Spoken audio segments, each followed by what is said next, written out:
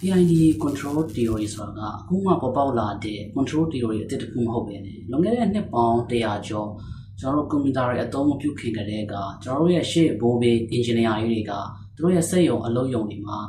နေအမျိုးမျိုးပုံစံအမျိုးမျိုးနဲ့တည်ထွင်ဖန်တီးပြီးတော့သုံးပြုနေကြခဲ့ပြီ။ဒီတော့ကတော့ဒီဘက်ခေတ်လိုမျိုးခင်မီဖွံ့ဖြိုးတိုးတက်တဲ့ digital device တွေမရှိတဲ့ပုံမှာသူတို့တွေက mechanical system တွေ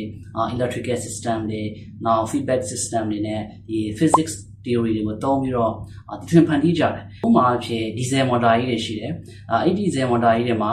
ကျွန်တော်တို့လိုချင်တဲ့ speed တစ်ခုကိုထိန်းမှုအတွက် rotating arm တွေတက်တာတယ်။ rotating arm ကကျွန်တော်တို့ရဲ့ဒီ speed ကို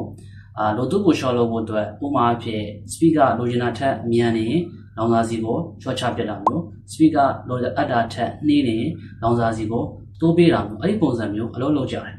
electronic ဓမ္မတွေဆိုလို့ရှိရင်လည်း resistor တွေ capacitor တွေကိုကင်ပြီးတော့ဒီ analog circuit အကြီးတွေတိစောက်တယ်ပြီးတော့ temperature ကို control လုပ်ကြတယ်ဒါတွေက PID control theory ရဲ့ရှေ့ပြေး design လို့ပြောလို့ရတယ်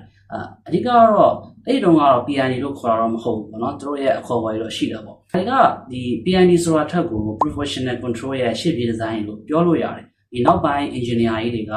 ဒီ damping တို့နောက် friction တို့ပေါင်းထည့်ပြီးတော့မှဒီ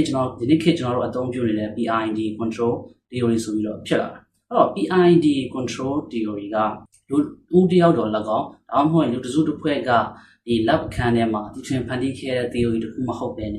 ဒီခေတ်အဆက်ဆက် engineer ကြီးတွေကြုံတွေ့ခဲ့ရတဲ့ control ပြဿနာတွေကိုဖြေရှင်း develop လုပ်ရင်နဲ့တဖြည်းဖြည်းနဲ့ဒီနေ့ခေတ်ကျွန်တော်တို့အသုံးပြုနေတဲ့ PID control theory ဆိုပြီးတော့ဖြစ်လာတာဖြစ်တယ်